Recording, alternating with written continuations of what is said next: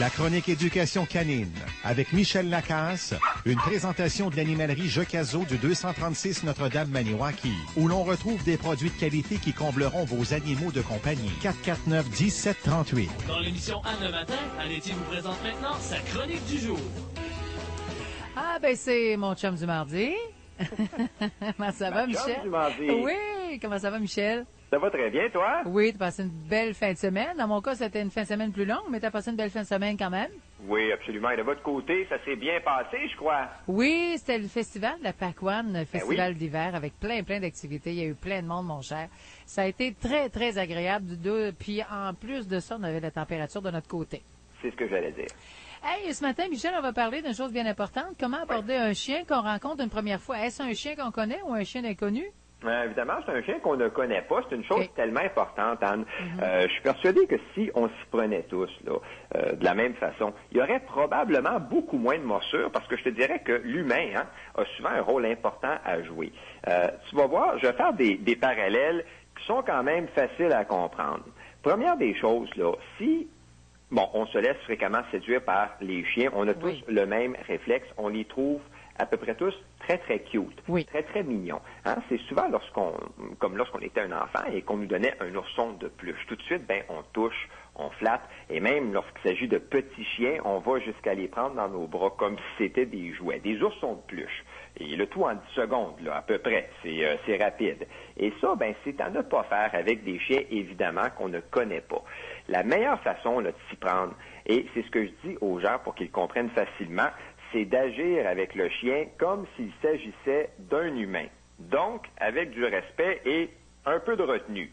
Si on faisait un petit sondage ce matin, là, je pense bien qu'on aurait un fort pourcentage d'auditeurs qui n'aiment pas se faire aborder par des inconnus de trop proches, se faire toucher, et surtout que ces inconnus-là rentrent dans leur bulle. Et puis ça, c'est tout à fait normal pour toutes sortes de raisons. Mais c'est vrai. Oui, il faut savoir que c'est la même chose aussi pour les chiens, qui peuvent être de nature craintive, agressive, qui peuvent ne pas aimer se faire manipuler, se faire flatter, et ainsi de suite.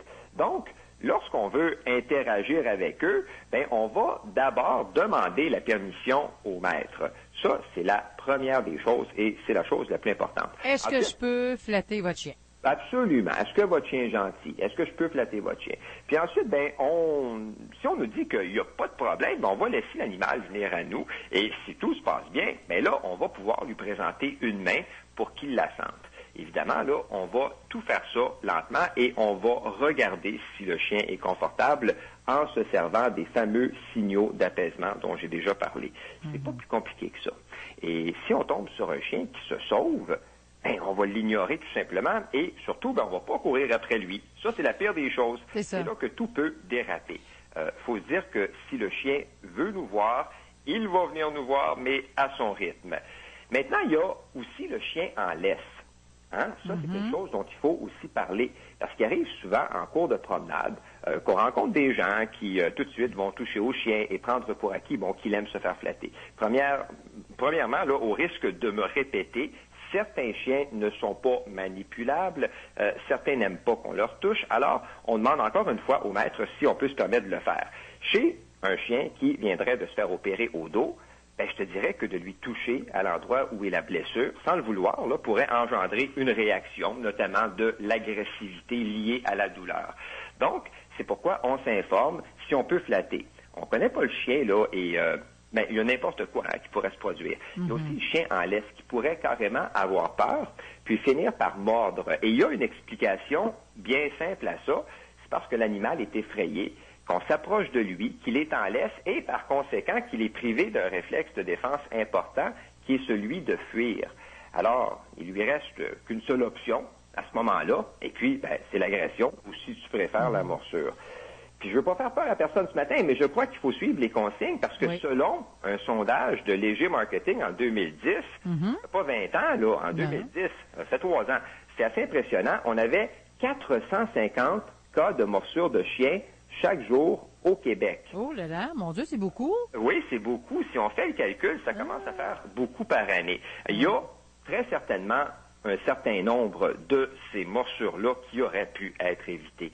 Donc, on s'organise pour faire attention lorsqu'on rencontre un chien inconnu, on le respecte. On va éviter de le caresser tout de suite, de le regarder aussi de façon menaçante et surtout deux choses, on attend qu'il vienne nous voir, on ne court pas après autrement dit et on demande la permission pour lui toucher. Je pense que c'est la moindre des choses. Pour résumer, on fait comme si on rencontrait finalement un autre humain.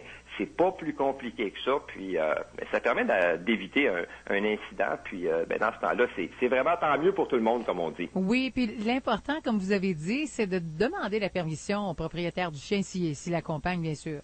Absolument. Il y a des chiens qui n'aiment pas se faire flatter, hein. Tu sais, il y a des chiens qui détestent ça. Oui. Alors, vaut mieux vraiment s'informer. Est-ce que je peux toucher ton chien? Est-ce que je peux le flatter? Est-ce que ton chien aime les gens? Donc, à ce moment-là, ça, souvent, on le voit. Si le chien aime les gens, le chien va venir vers nous.